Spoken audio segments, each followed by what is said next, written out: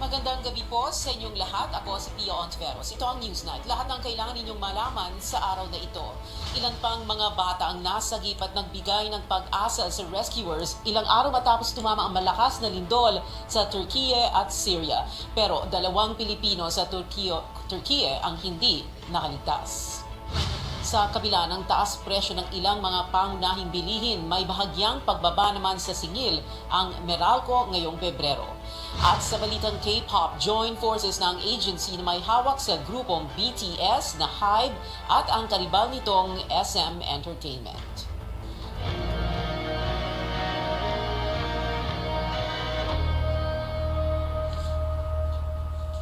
May iilan pang mga nahahanap na buhay sa ilalim ng mga gumuhong gusali sa Turkey at Syria matapos ang mapaminsalang lindol noong Lunes. Tulad nitong 2 magkapatid na teenager na na-rescue sa Kahramanmaraş City matapos ang higit 4 na araw, 2 hours apart matapos tumama ang lindol. Na-detect ng equipment ng rescuers na may signs of life pa sa ilalim ng mga tipak ng bato. 10 oras ang ginugol ng mga rescuers para mahila papalabas ang 15-year-old na si Ifer. 2 oras pa ang lumipas at nasagip din ang 13-year-old niyang kapatid na si Fatma. Sa northern Syria, naghiyawan ng rescuers ng matagumpay na naligtas ang isang bata ayon sa White Helmets Organization. Namatay ang pamilya ng bata nang gumuho ang residential building kung saan sila nakatira. Nangyari ang pag-rescue sa bata matapos sabihin ng ilan na nawawala na sila ng pag-asang makahanap pa ng survivors. Ilan lang sila sa mga nakaligtas sa magnitude 7.8 na lindol. Sa ngayon, higit 24,000 ang nasawi dahil dito. Libo-libo rin ang sugatan mula sa 2 bansa. Tinuturing na isa sa deadliest and strongest earthquakes ang tumama sa Turkiye at Syria sa nakaraang 20 taon.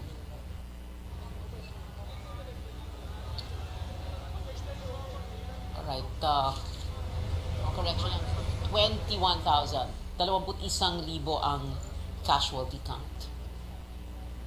2 Pilipino ang nasawi sa lindol sa Turkiye. Ang isa sa kanila uuwi sana sa bansa sa katapusan ng taon. Pero ngayon may mga labi na niya ang sasalubungin ng pamilya. Narito ang report ni Tristan Nadalo. Pumata pa rin kami siyempre. Nag-online. Sana. Siya yung siya yung nag-ulit niya. Pero nabukasan na bigo. Opo. Hanggang sa huling pagkakataon, umaasa ang kapatid ng nasawing Pilipinas sa Turkiye na si Wilma Tezcan na matatagpuan pa rin siyang buhay ilang araw matapos tumama ang mapinsalang lindol sa naturang bansa. Pero ang Pilma, mabait po yun, mahal. Dahil kami lalagyan kami kabayaan. panganay sa magkakapatid si Wilma, plano raw sana nitong umuwi sa Disyembre para makapiling ang pamilya. Hindi na ang pangarap nilang reunion mangyayari dulot ng trahedya. Parang gusto ng tatay ko ay may uwi dito sa Pilipinas. Sa amin yung labi ng aking kapatid. Hindi muna natin papangalanan ng isa pang Pilipinang nasawi sa trahedya habang hinihintay ang pahintulot ng kanyang pamilya o anunsyo ng mga opisyal. Pero isang community leader sa Turkiye ang personal na nakita ang kalunos-lunos na sinapit ng ating kababayan doon. Masakit po, although alam ko na po na from the day one hindi namin sila makita na that would be possible na they're already dead. Pero after 4 days kasi na nahanap sila, imposible na pong mabuhay sila. So sobrang lamig. Kami nga na naka-bonfire na, naka-hot pa, sobrang nalalamigan pa.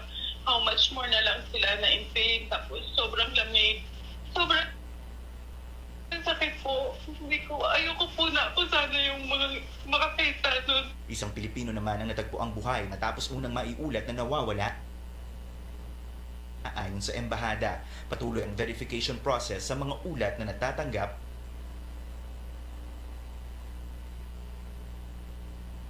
ng embahada. Kasi meron, it should be 45 minutes drive, Pero it takes 7 hours sa sobrang traffic. Ang dami sasakyan lumalabas ng hatay. At saka may mga pumapasok ng hatay na na for help. Kasalukuyan namang nakikipag-ugnayan ng Embahada ng Pilipinas sa pamilya ng mga nasawi sa lindol para iproseso ang pagpapauwi ng kanila.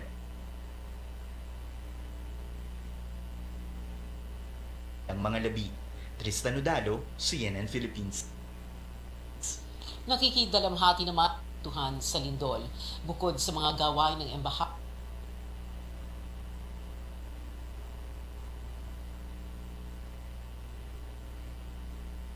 nagpadala rin ang bansa ng grupong tutulong sa search at rescue sa Turkiye. Nagseti ang grupo, isa sa mga lugar na napuruhan ng lindol ayon kay rescue doctor na si Ted Esguera. Isa sa hamon na kanilang kinakaharap ay ang We will work from with a temperature ranging from 0 to even -6. So in that kind of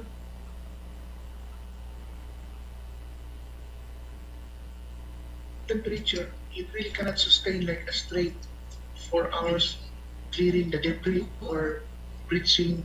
You breach the what they call this? You breach the destroyed slabs or destroyed building. Our job is to augment them and replace them once we reach the place. We have also been told that we have to really find a secure camp wherein we can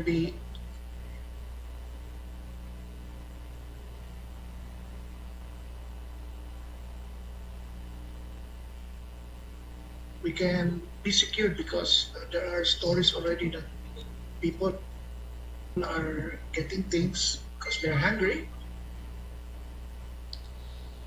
handa rin daw tumulak sina Dr. Esguera patungo namang Syria kamimili matapos payagan ng Trade Department ang pagtaas ng presyo ng ilang pangunahing bilihin. Ang isang consumer group na nawagan sa pamahalaan na pag-aanin ang epekto nito. May ulat si CRUZ. Isang beses lang daw kada buwan kung mamili sa grocery si Jen. Kaya ang pisong pinapamili niya, umaabot na sa 1,200 pesos. Mag-a-adjust po talaga kasi kailangan natin yung mga pinapamili natin eh. Kaya yung pwedeng tipirin yung ibang bagay pero yung pagkain sa tingin ko hindi. Naglabas noong isang araw ang DTI ng bagong nasa 45 sentimo hanggang 7 piso ang itinaas sa SRP. Pero sa mga pagkain hanggang 3 pesos at 60 centavos lang daw ang iminahal sa presyo. Kaya naman umaapela ang United Filipino Consumers and Commuters sa pamahalaan na pag-aanin ang epekto ng taas presyo. Ilan sa suhestyon ng grupo ang pansamantalang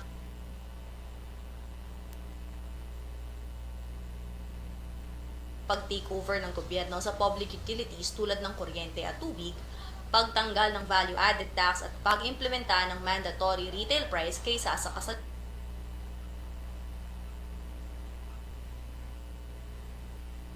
kasalukuyang SRP. So ang posisyon ng UFCC ay tignan yung buo sa mga supermarket o do sa mga palengke yung mga yung mga nalika nila mga produkto at ipapasa naman ito sa ating mga consumers. Dagdag pa ng grupo, baka pwede rin daw pag-aralan na kung magtataas presyo sa mga pangunahing bilihin ay hindi lalagpas sa 12% para hindi mabigat ay ang mga retailer. Ang hindi susunod, padadalhan ng letter of inquiry at bibigyan ng 2 araw para ibaba ang presyo ayon sa SRP. CRUZ, CNN Philippines. May bawas sa singil sa kuryente ang Meralco ngayong Pebrero, mahigit 1 sentimo kada kilowatt-hour ang matatapya sa monthly bill, ibig sabihin 2 piso mababawas sa bill ng mga kumukonsumo ng 200 kilowatt-hours kada buwan. Bunsod niyan ang mababang charges mula sa wholesale electricity spot market at mga supplier, sabi ng Meralco. Mangyayari ang bawas singil kahit na naka-shutdown for maintenance activities ang Malampaya Gas Facility hanggang February 18. Ang Malampaya nagsusupply ng natural gas sa 5 power plant sa Luzon.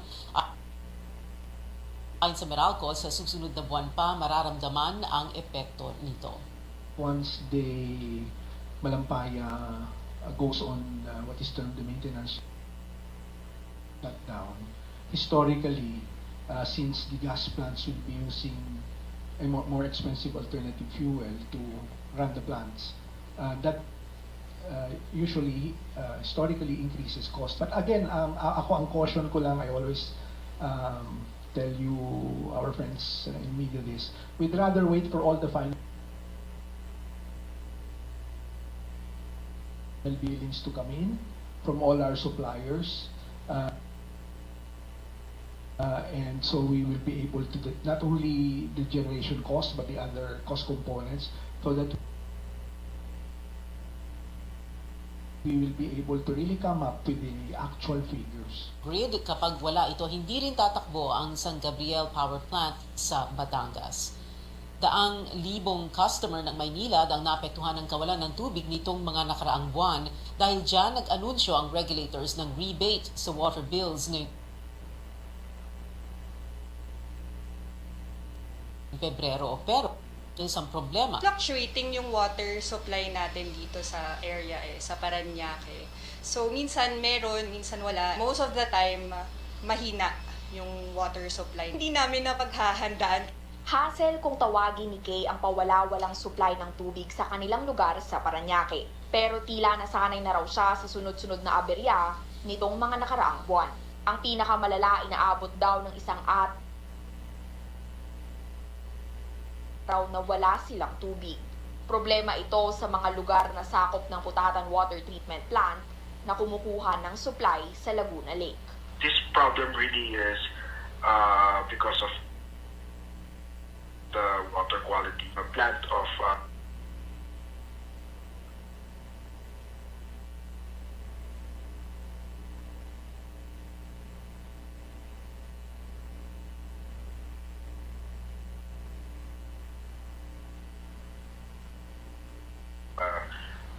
raw water. Because of this, they are forced to go on service interruptions. They have to frequently shut down their operation or slow down because they need to clean the water. WSS, ito na rin daw ang huli sa tansya ng water concessionaire. Inaasahan ng Maynilad na magbabalik normal na ang supply ng tubig sa susunod na linggo. Sasabay yan sa refund sa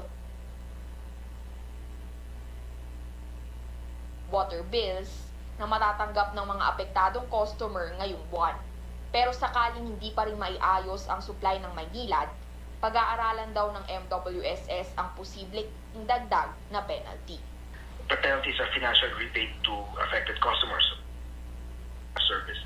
So we are more focusing on normalizing the situation right now. This of course will be taken into account when we review their petition for their rate hike, which is first.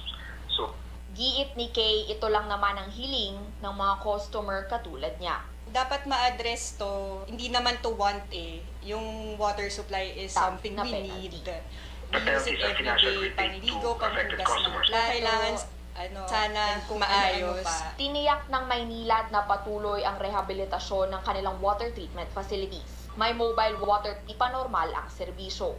Bukod dyan, isang bagong planta sa Muntinlupa ang inaasahang matatapos sa unang bahagi ng 2024. Caricator, CNN Philippines. Susunod, mga negosyanteng Hapon nangakong mamumuhunan sa Pilipinas. At Estados Unidos may nadiskubre sa hinihinala nilang spy balloon mula China.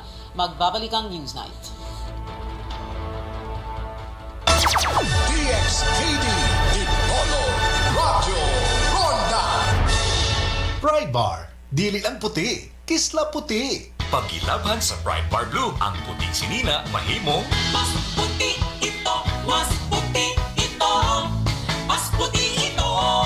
Sa Pride Bar Blue, pwedeng dili na ko magtina, anyel o bleach. Kaya ang Pride Bar Blue, dunay power whitener nga sagumsum sa matag hibla. Mao nga sinina, kisla puti ug humok pa sa kamot. Mas puti ito, mas puti ito, mas puti ito. Pride Bar Bar Blue with Power Whitener. Dili lang puti, kisla puti. Pride Bar, manufactured by ACS Manufacturing Corporation. ISO certified, world-class quality. ACS. Si Mommy at si Washing Machine believe sa Pride Washing Machine Detergent. Hello, Washi! Hello, Mommy! Laundry day na naman! Ready ka na sa mancha, chocolate, putik, libag? Kaya yan ang Pride Washing Machine Detergent. May triple stain-away formula. Tanggal ang makapit, madikit, at malupit na dumit mancha. Easy ang labada. Mula noon hanggang ngayon. All you need is pride. All you need is pride. Pride Detergent, manufactured by ACS Manufacturing Corporation. ISO certified, world-class quality. ACS. DXTD Ipolo Radyo Ronda.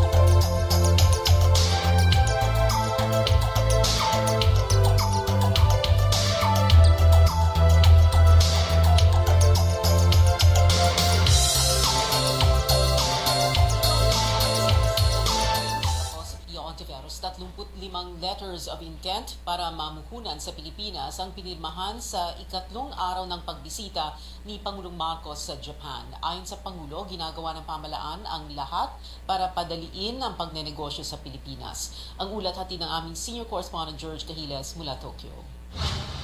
Sunod-sunod ang mga pulong ni Pangulong Bongbong Marcos kasama ang mga Japanese investor. Ito'y para mahikayat silang mamuhunan sa bansa. Pangako ng Pangulo sa kanila, mas pabibilisin ang mga government transaction. Gagawin din daw na mas mura ang mga prosesong ito. We are mandating involved government agencies to establish a green lane. The lane will streamline the processing of permits and licenses. We are prescribing a maximum of 3 working days for simple transactions. Dagdag ng Pangulo, mas madali na para sa mga dayuhan ang magmay-ari ng negosyo sa bansa. Bunsod yan ng mga liberal na polisiya na nakakaakit ng mga posibleng investor. Our goal is that with you as our partners, the Philippine economy will grow stronger and will generate more opportunities for our people. With the Retail Trade Liberalization Act, the Public Services Act, the Foreign Investments Act, and the provisions of the Corporate Recovery and Tax Incentives for Enterprises Act, or CREATE, our policies offer more encouraging incentives to support foreign businesses, including those from Japan. Ayon kay Ginong Marcos, higit 100 ang mga kasama niyang negosyanteng Pilipino sa kanyang biyahe sa Japan at naging matagumpay daw ang nangyaring business matching. Hopefully, beyond profit and commerce, these partnerships will now extend to lifelong friendships which will promote and will encourage the deepening and the strengthening of the ties between Japan and the Philippines. Samantala, may 35 letters of intent o investment pledges ang pirmahan sa pagitan ng Pilipinas at Japan at mga negosyanteng Hapon at Pilipino. Nasa iba't ibang industriya ito gaya ng manufacturing, infrastructure development, energy, transportation, healthcare, renewable energy, real estate, business expansion at iba pa. Hindi pa tukoy ang kabuuang halaga ng mga investment pledges na napirmahan. Pero ayon sa Philippine Embassy sa Tokyo, sa simula pa lang ay umabot na umano ito ng 150 billion pesos. Mula Tokyo, Japan, George Cahiles, CNN Philippines. Balita sa ibayong dagat, kayang i-monitor ng pinaghinalaang Chinese spy balloon ang communications ng US. Ayon yan sa ilang opisyal ng bansa na nagsabing dumaan pa ang balloon sa kalangitan ng higit 40 bansa sa 5 kontinente. Ngunit kaunti lamang daw ang bagong intelligence na nakuha ng balloon dahil nang malaman ng China na nasa American airspace na ito, hininto nito ang pag-transmit ng impormasyon. Umaasa ang Estados Unidos na makakakuha ito ng mas marami pang intel sa mga nahanap na debris, kabilang ang wiring at mga antena. Sinusuri ang mga ito sa laboratorio ng FBI. May aksyon pang seguridad rin na ang Australia laban sa China, tatanggalin ng Defense Ministry ang lahat ng camera na gawang China sa mga opisina nito dahil sa posibilidad ng espionage. 913 devices mula sa mga Chinese state-owned na kumpanya ang nahanap ni Senator James Patterson sa pag-audit niya sa mga government offices. Ani Patterson, ayon sa batas ng China, kailangang sumunod ang mga firms na ito kung uutusan silang magbigay ng impormasyon sa Chinese intelligence agencies. Ibinida ng North Korea ang iba't ibang Advanced Intercontinental Ballistic Missile o ICBM sa isang military parade para sa ika-57 anibersaryo ng Army nito. Ang pinakamalaki sa mga ipinakita ang Hwasong 17 na umano'y kayang umabot sa US. Ayon sa ilang eksperto, maaring kabilang din sa parade ang mock-up ng bagong solid fuel ICBM na mas mobile at mas mabilis i-launch. Abangan, bilyon-bilyong Korean won ang ginastos ng agency ng BTS na HYBE para maging top shareholder ng karibal nitong entertainment company. At maraming pagbabago sa mga koponan ng NBA matapos ang iba't ibang trade na pumasok bago ang deadline ngayong araw. Manatiling nakatutok sa CNN Philippines.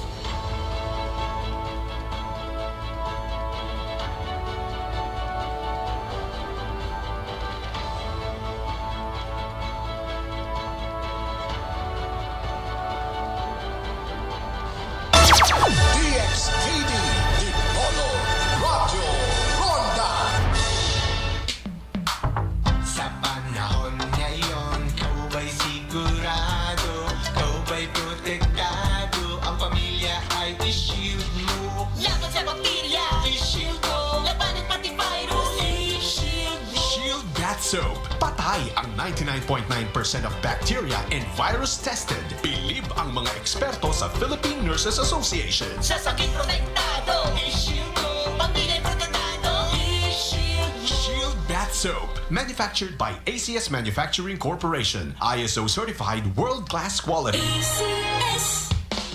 Ang buhay ay masaya pag ang hugasin ay easy. Lalo na sa masebong kaldero at kawali. Kaya mag-Smart Dishwashing Paste. Pang heavy-duty hugasin. Ang galing, galing, galing. Smart! Yan ang Smart Dishwashing. May double tanggaling formula. Tanggal galingan sebo at bakterya. Kaya ang Smart #1 dishwashing paste. Ang galing, galing, galing. Smart! Yan ang Smart Dishwashing. Smart Dishwashing Paste. Manufactured by ACS Manufacturing. ISO certified world-class quality. ACS. DXTD, Dipolo, Radyo Ronda.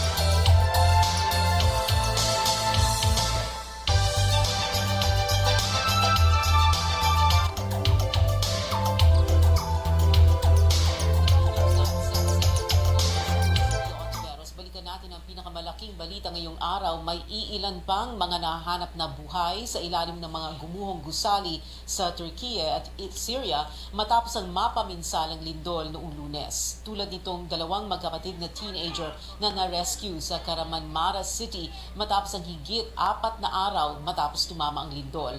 Na-detect ng equipment ng rescuers na may signs of life pa sa ilalim ng mga tipak ng bato. 10 oras ang ginugol ng mga rescuers para mahila papalabas ang 15-year-old na si Ifer. 2 oras pa ang lumipas at nasagip din ang 13-year-old niyang kapatid na si Fatima. Sa northern Syria, naghiyawan ng mga rescuers ng matagumpay na naligtas ang isang bata. Ayon sa White Helmets Organization, namatay ang pamilya ng bata nang gumuho ang residential building kung saan sila nakatira. Nangyari ang pag-rescue sa bata matapos sabihin ng ilan na nawawalan na sila ng pag-asang makahanap pa ng survivors. Ilan lang sila sa mga nakaligtas sa magnitude 7.8 na lindol. Sa ngayon, higit 21,000 na ang nasawi dahil dito. Libo-libo rin ang sugatan mula sa dalawang bansa. Tinuturing na isa sa deadliest and strongest earthquakes ang tumama sa Turkey at Syria sa nakaraang 20 taon. 2 Pilipino naman ang hindi nakaligtas sa lindol sa Turkey. Ang isa sa kanila ay si Wilma Tezcan, panganay sa magkakapatid si Wilma at plano raw sana nitong umuwi sa Disyembre para makapiling ang pamilya. Hindi sukat akalain ng kapatid ni Wilma na ang pangarap nilang reunion ay mapapaaga pero dulot ng trahedya. Mabait po yun, mahal. Dahil kami naalala din yung pinapabayaan. Parang naano ko gusto ng tatay ko ay may uwi dito sa Pilipinas.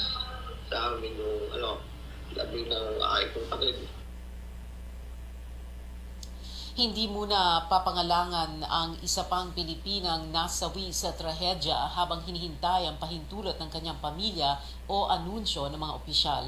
Pero isang community leader sa Turkey ang personal na nakita ang kalunos-lunos na sinapit ng ating kababayan doon. Masakit po, although alam ko na po na from the day one hindi namin sila makita na that could be possible na they're already dead. Pero after 4 days kasi na nahanap sila, imposible na pong mabuhay sila sa sobrang lamig. Kami nga na naka-bonfire na, naka-hot pa, sobrang nalalamigan pa. How much more na lang sila na in pain, tapos sobrang lamig. Sobrang sakit po. Ayoko po na po sana yung mga makakita nun.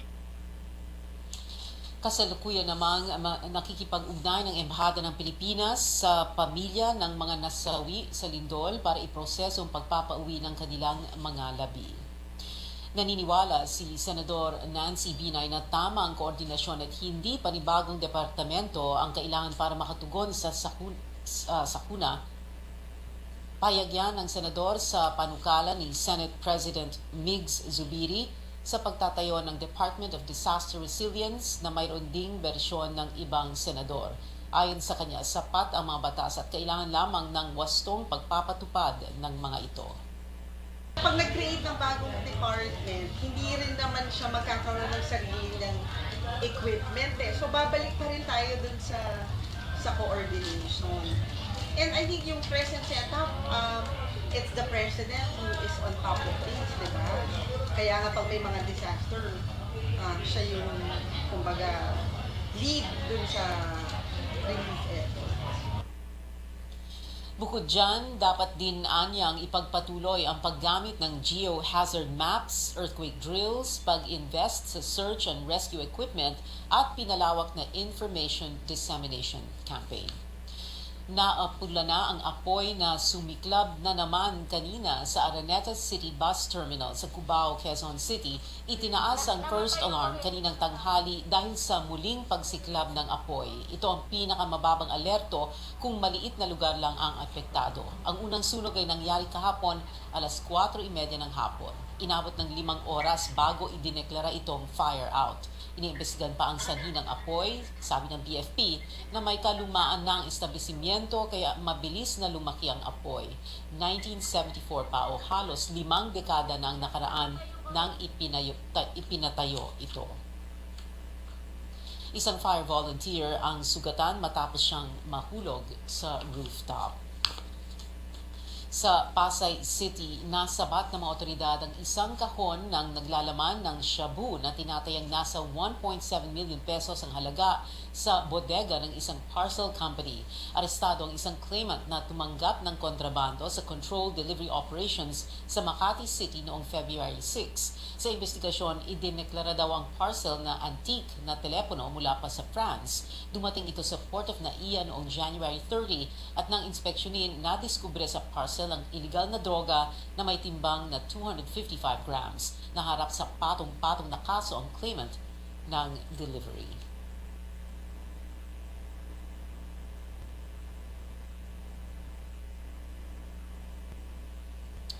Binuwag na kahapon ng Immigration Bureau ang Port Operations Division o POD nito. Ayon kay Immigration Commissioner Norman Tansinco, ang pag-deactivate ng POD ay bahagi ng pag-reorganize ng ahensya. Marami kasing nauulit na function ang Port Operations Division. Dahil wala ng POD sa lahat ng mga airport terminal, mga BI Airport Terminal Head na ang may accountability dito. February 2 na mag-submit ang Immigration Bureau ng proposal sa Department of Justice para sa deactivation ng Port Operations Division. Inilunsad ngayon ang isang kampanyang magpoprotekta sa mga kabataan sa gitna ng dumaraming kaso ng online child sexual abuse. Para sa ilang grupo, mahalaga ang pagtutulungan ng iba't ibang sektor para sugpuin ito. Ang detalye sa ulat ni Paige Javier. 3 araw matapos idaos ang Safer Internet Day, inilunsad ng Child Fund Philippines ang Web Safe and Wise campaign. Kasama ito sa pandaigdigang kampanya para masigurong ligtas ang online world para sa kabataan. Child Fund ultimately aims to strengthen laws, policies, protecting children here in the Philippines. Our vision is now that we will partner with private sector and the media to complement government efforts. Ayon sa UNICEF, 20% ng mga batang edad 12 hanggang 17 ang nakaranas ng online sexual abuse noong 2021. Para sa Child Fund Philippines, importante ang papel ng pribadong sektor at media para masugpo ang krimeng ito. Ang mga businesses should operate with children's best interest at heart. The media plays an instrumental role in protecting children by increasing public discourse. May mga term na tayo na binabago. Maging ang UNICEF, aminadong maraming maitutulong ang pribadong sektor sa prevention. Social media companies can have a reporting mechanism that is easier to use. For financial sectors, they can support the government agencies, the law enforcers, them reporting to the Anti-Money Laundering Council of suspicious transactions. Bagamat na isabatas na ang Anti-Online Sexual Child Abuse and Exploitation of Children Act o Anti-OSAIC Law, marami pa raw kailangang gawin. Magandang mag-focus din dun sa content. No? Kaya yung council namin, nag-create kami nung parang child-friendly content standards. Ito yung set guidelines. We have to inundate also, inundation of tayo sa media kami, yung inundate or flood spaces na truthful information, better information. Umaasa ang grupong mabigyang lakas din ang kabataan na magsalita tungkol sa krimeng ito. Naunang sinabi ni United Nations Special Rapporteur Mama Fate Singate, nananatiling source at destination ang bansa ng OSAIC. Kasama sa kanyang suhestyon ay pagpapaigting ng data collection, paggawa ng children's court at pag-train sa mga kawani ng barangay. Para sa UNICEF, kailangan tulungan ng gobyerno sa pagtutok sa implementasyon ng Anti-OSAIC Law. Umaasa ang mga grupong mabuo na ang implementing rules at regulations ng batas sa lalong madaling panahon. Sa ngayon, I think it's still important to advocate so that people will know that there is this crime. Social behavior change is very important so that people will know that they have an obligation to report, and that children will practice positive behaviors when navigating the internet. Paige Javier, CNN Philippines. Higit 20 sakay ng tumaob na cargo vessel ang nailigtas ng Coast Guard sa Surigao del Norte ayon sa kapitan ng barko galing ang MV Veronica mula sa pantalan ng Kabadbaran pero hindi na nakarating sa destinasyon na Dapap Port matapos salubungin ng malalaking alon. Pinasok ng tubig ang engine room ng cargo vessel kaya nagka-engine problem na rin ito.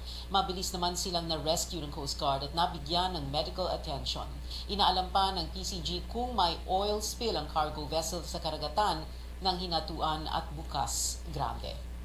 8,000 tray ng mga itlog na nagkakalaga ng 1.4 million pesos ang sinunog ng mga otoridad sa Bacolod City dahil sa banta ng avian influenza o bird flu. Dumating ang shipment sa Breadco Port sa Bacolod mula Bantayan, Cebu noong February 5 at napag-alamang expired na ang permit nito at kulang sa mga dokumento. May umiiral na Executive Order No. 2 ang lungsod na nagbabawal sa poultry products mula sa tinatawag na red zone areas bilang proteksyon laban sa influenza virus. Si Bienvenido Rubio na ang bagong Customs Commissioner. Si Rubio ay mula Batac, Ilocos Norte na nagsimulang maglingkod sa ahensya bilang Special Agent 1 noong 2001. Sa pag-angat niya sa pwesto, nakatulong siya sa paghuli ng smuggled commodities sa bansa, pati na ang mga ipinagbabawal na gamot. Ayon kay Rubio, hangad niya ang maayos na pamamalakad sa customs sa pamamagitan ng tamang ugnayan sa lahat ng shareholders. Binasura ng Sandigan Bayan ng direct bribery charges laban kay dating Muntinlupa City Congressman at ngayon Mayor Rufy Biazon kaugnay ito sa pagtanggap umano ng kickback ni Biazon mula sa kanyang Priority Development Assistance Fund o mas kilala na pork barrel ng sinasabing nilaan sa non-government organizations ng negosyanteng si Janet Napoles. Naghain ng demurrer to evidence si Biazon na nauwi sa pagkakadismiss ng kaso dahil wala umanong resibong na ipakita sa bribery. Sa kabila nito, tuloy naman ang paglilitis sa graft at malversation case laban kay Biazon. Samantala, napatunay namang nagkasala sa kasong falsification of public documents, paglabag sa Anti-Graft and Corrupt Practices Act at malversation of public funds, si dating Maguindanao Governor Datu Sahid Islam Ampatuan, kaugnay ito sa ghost procurements para sa pagpapagawa sana ng school building sa Maguindanao. Sa desisyon ng Sandigan Bayan 6th Division, hinatulan si Ampatuan na kasalukuyang alkalde ng Sharif Saidona Mustafa na makulong ng 6 hanggang 7 taong pagkakabilanggo at magbayad ng kabuang 630,000 pesos na multa sa 126 counts ng falsification of public documents. 6 hanggang 10 taon namang pagkakabilanggo at perpetual disqualification sa public office ang hatol sa kasong paglabag sa Anti-Graft and Corrupt Practices Act. 17 hanggang 18 taong pagkakabilanggo naman ang parusa sa malversation. Opisyal nang binawi ng unang tumestigo sa kaso ni former Senator Laila De Lima ang kanyang testimonya. Sinabi ng legal counsel ni De Lima na si Attorney Bonnie Tacardon pinanindigan ni former Bucor Officer in Charge Rafael Ragos na pinilit siyang tumestigo laban sa dating senadora. Inutusan daw siya ni nooy Justice Secretary Vitaliano Aguirre na idiin si De Lima sa bilibid drug trade. Wala raw siyang nagawa dahil sa takot para sa kanyang buhay, pamilya at sa kanyang career. Nanindigan talaga ni Rafael Ragos na lahat ng kanyang mga akusasyon noon kay Senator Laila De Lima ay pawang mga kasinungalingan lamang at ito ay bunga ng sinasabi niyang coercion at pagpe-pressure sa kanya mismo ni Secretary Aguirre at kasama doon na binanggit niya si Attorney Persida Acosta at si NBI Director Dante Hiran. Dahil sa pagbawi ni Ragos ng kanyang salaysay, maghain raw sila muli ng mosyon para sa bail ni De Lima. Posible raw itong maipagkaloob ngayon na binawi na ni Ragos ang kanyang testimonya. Sunod nilang hakbang ang hingin sa korte ang pag-dismiss ng kaso ng dating Justice Secretary. 2017 ang makulong si De Lima dahil sa mga drug case. Una nang ibinasura ng ombudsman ang bribery charges laban sa kanya at former aide na si Ronnie Dayan. Pangingikil umano ito sa self-confessed drug dealer Kerwin Espinosa. Oktubre naman nang i-hostage sa loob mismo ng PNP Custodial Center ng isang miyembro ng Abu Sayyaf ang dating senadora. Maaring ulanin ang malaking bahagi ng bansa ngayong gabi dahil sa amihan, kasama na riyan ang Metro Manila at natitirang bahagi ng Luzon. Localized thunderstorm naman ang dahilan ng pag-ulan sa Palawan at sa Visayas at Mindanao. Babala ng Pag-asa, posibleng magdulot niya ng flash floods at pagguho ng lupa. Wala pa namang nakitang sama ng panahon na namumuo sa loob ng Philippine Area of Responsibility ngayong weekend. Susunod, alamin ang pananaw ng mga eksperto sa pinakamalaking trades ngayon sa NBA at isang iconic American rock band may bagong album makalipas ang 5 taon. Manatiling nakatutok sa Newsnight.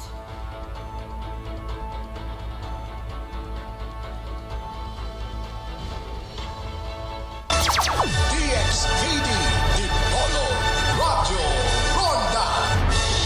Para di madaling masira ang ngipin ng pamilya, ngayon pala, Unique toothpaste for brushing every after kumain. dahil ang unique toothpaste may Max Protect formula. Ngipin ay Max Alaga, Max Protektado pa. Helps stop cavities even before they start, while keeping breath fresh with regular use. Unique toothpaste for brushing, para siguraduhin ngipin ay Max Alaga, Max Protektado pa. Max Alaga, Max Protectado with unique toothpaste maximum fluoride protection. Manufactured by ACS Manufacturing. ISO certified world-class quality. ACS Star Wax, Star Wax Wax. Star Wax, Star Wax Wax. Always remember, sa paglinis, pakitawin ang sahig. Mrs. Star Wax, Star Wax Wax. Kitang na to the max. Star Wax ang #1 floor wax. Dunay waterproof formula. Bisan yaman ng tubig, mabalik ka sinamang sa loob. Star Wax, Star Wax Wax. Kitang na to the max, max, max. Star Wax Floor Wax. Manufactured by ACS Manufacturing Corporation. ISO certified world-class quality. ACS. DXKD, Dipolo, Radyo, Ronda.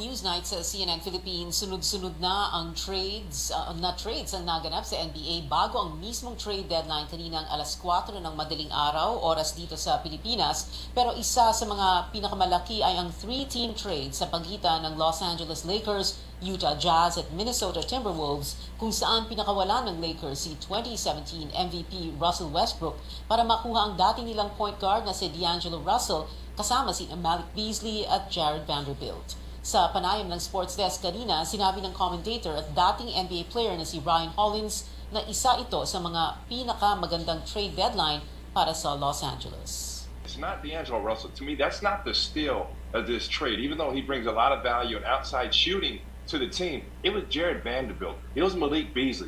You got defenders. You got younger. You can play up and down. I think this team got a whole lot younger. They got deeper. And you know what, Lee, we're going to still be asking the same questions of, hey, this team goes as far as Anthony Davis takes them. But I think they got the pieces that they needed defensively. Kasunod naman nito ay ang paglipat ng isa pang dating league MVP na si Kevin Durant sa Phoenix Suns, pero ayon sa NBA podcaster na si Leigh Ellis, malaking katanungan ang kalusugan ng 34-year-old forward.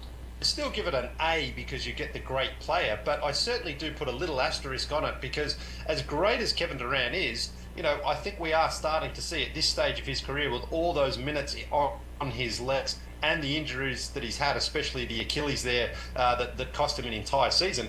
At some point, they do start to catch up with you a little bit, unless you're Tim Duncan or LeBron James, who's seemingly going to play until he's 50 years old.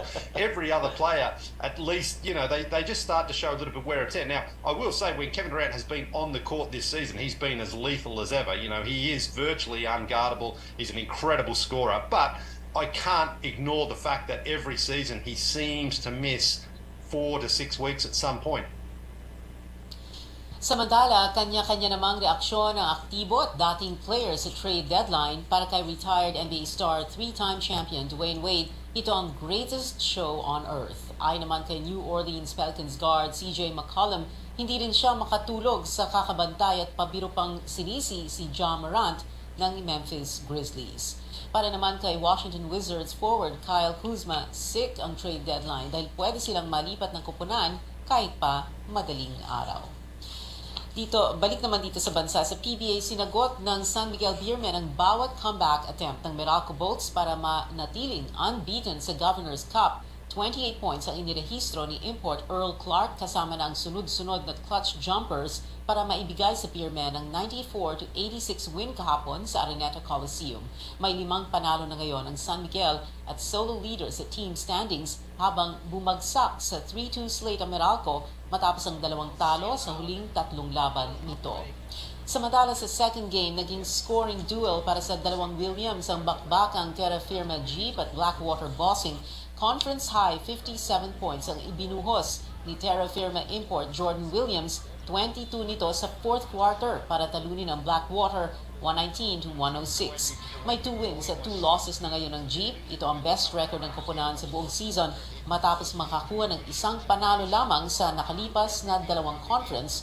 Hindi naman sumapat ang 55-point outburst ni Troy Williams para maisalba ang Blackwater na may 4 na talo na at 1 panalo. Firma sa Blackwater, wala pang nakakakuha talaga ng magandang flow in terms of the local crew.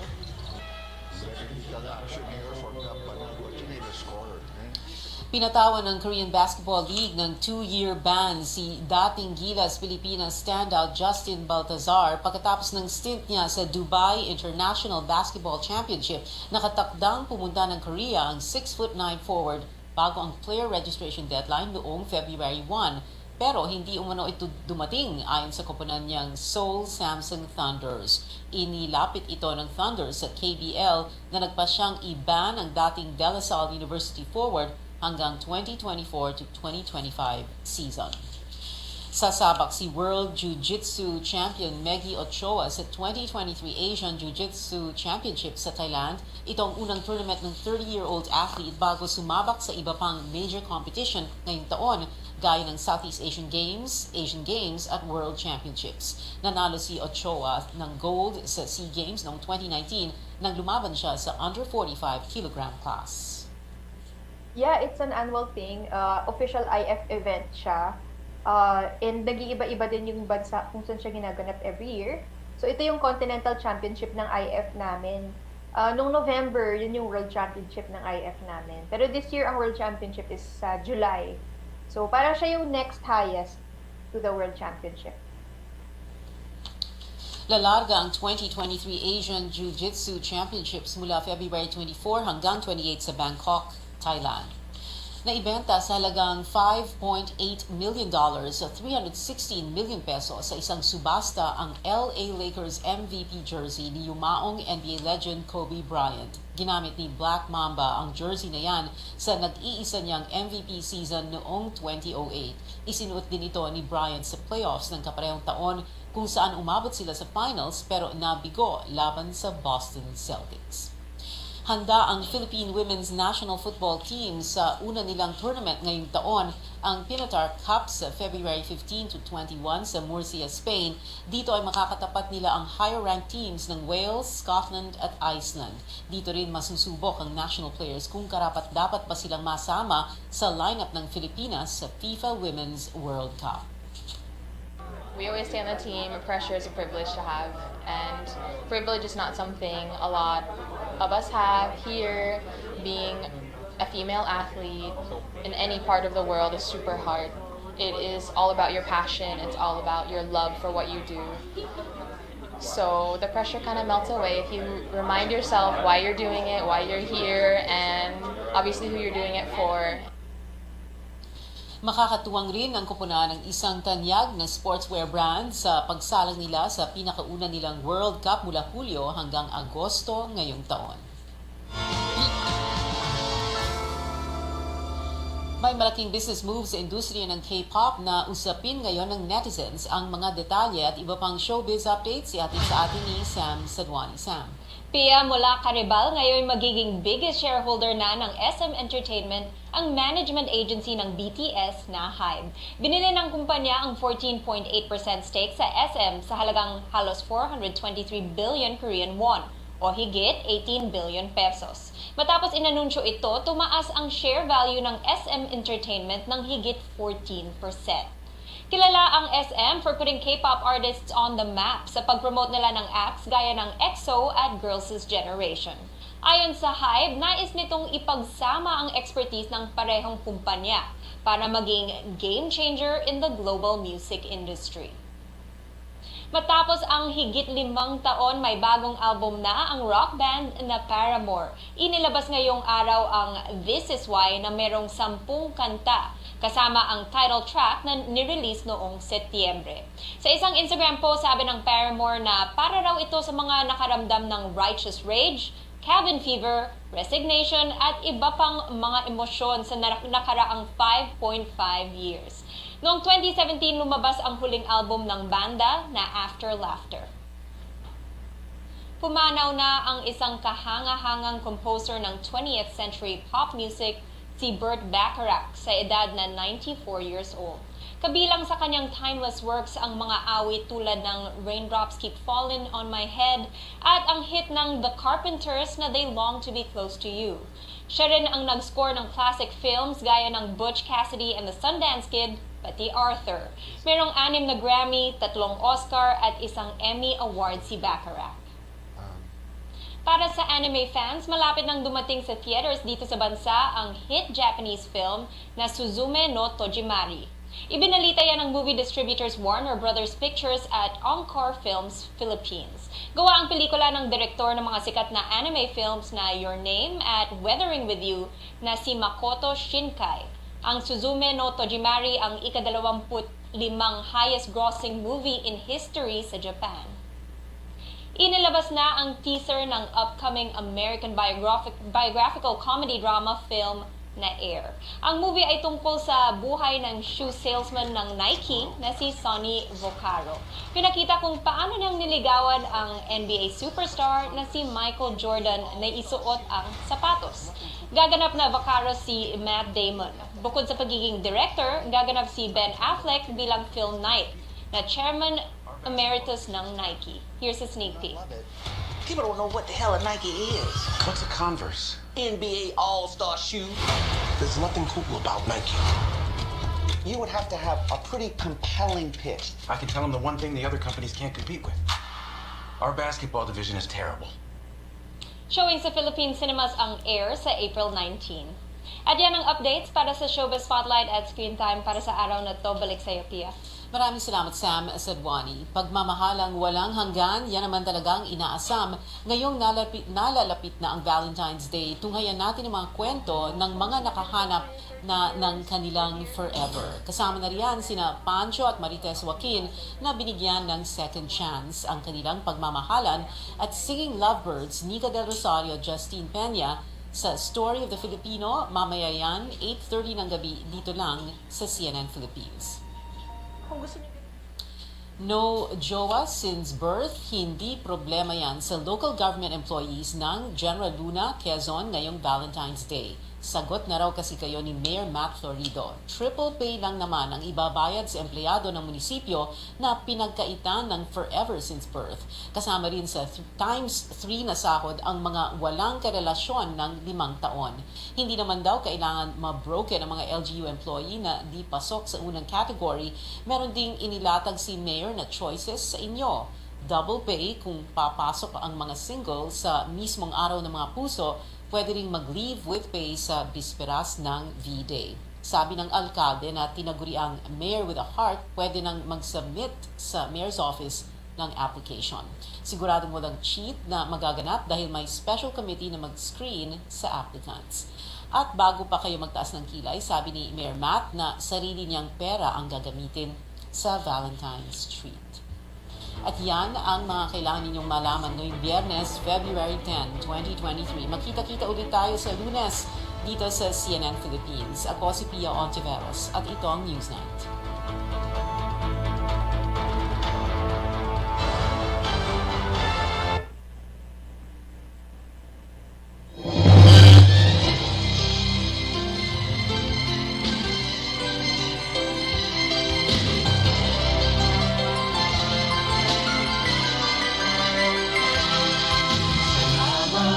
Salamat, hindi malilimutan ating pinagdaanan, ating pinagsamahan sa hirap at ginhawa, sa lungkot at saya.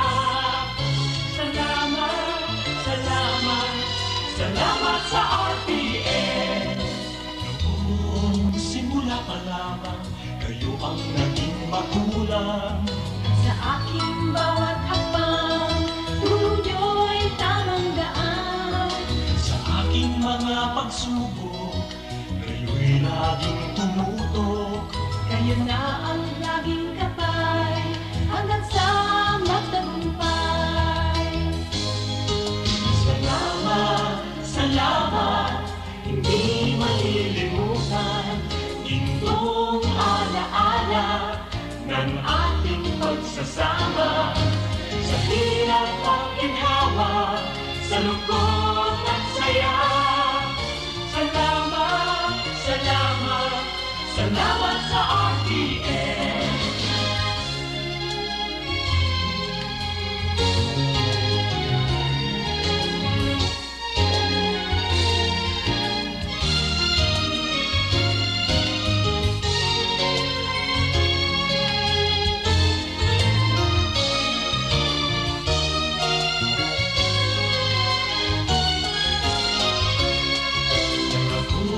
Makilala, sikat sa buong banla.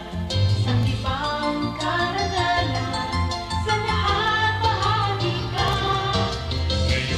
Ngayon ka nakita, hinubog ng lumipas.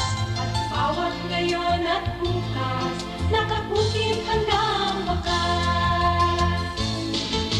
Salamat, salamat, salamat sa pagkakataon na makapiling, makabalikan, maging bahagi ng mundo. Salamat, salamat, taus-pusong pasasalamat. Salamat, salamat, salamat sa RPN.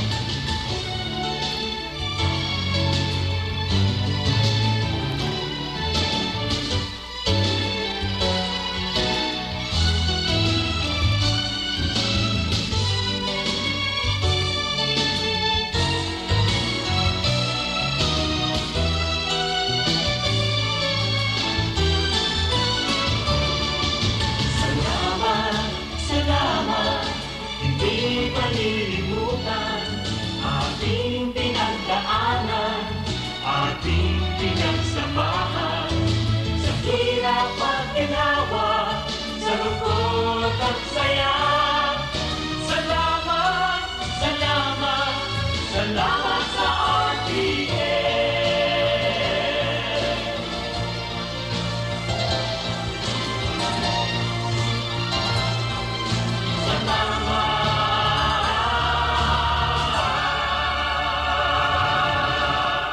Mas pinalawak, mas pinalakas.